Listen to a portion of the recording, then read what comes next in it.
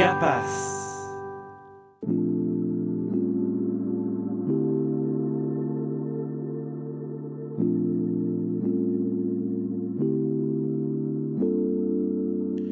Alors on a décidé d'organiser ce séminaire aujourd'hui pour pouvoir réunir à la fois les administrateurs, mais également l'ensemble des directeurs d'établissement et des directeurs de la direction générale du GAPAS, pour vraiment créer un lieu de discussion, mais aussi d'apport théoriques et pratiques sur différents thèmes.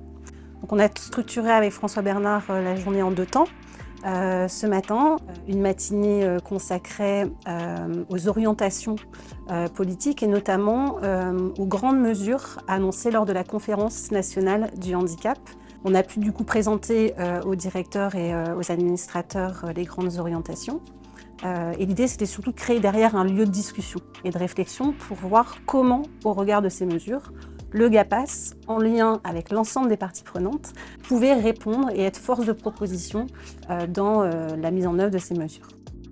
Participer à une journée de séminaire entre administrateurs et cadres du GAPAS, ça permet de confronter la vision politique, où on peut être parfois sur des dimensions un petit peu plus théoriques, un petit peu plus éloignées du terrain, et puis la réalité de terrain, le concret. Moi, ce que j'y mets, c'est de pouvoir entendre l'aspect stratégique de la gouvernance du GAPAS et les projets sur lesquels ils souhaitent qu'on aille, mais également de les sensibiliser sur la réalité d'un établissement médico-social, la réalité d'un accompagnement, la réalité des professionnels.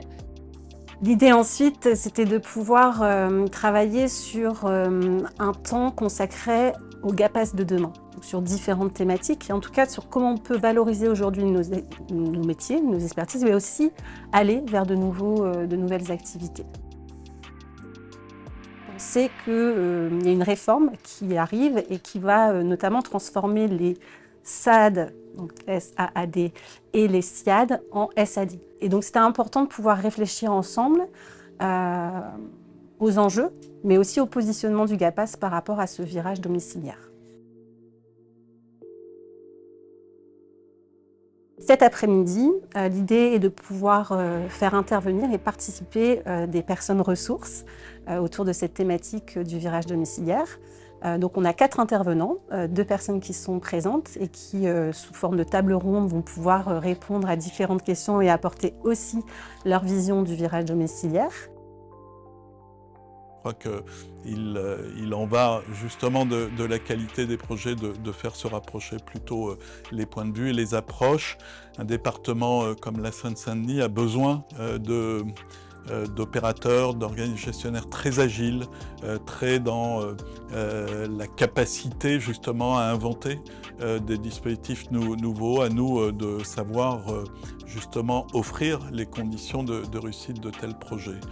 Il faut que le projet soit porté par la personne, premier point que je disais tout à l'heure.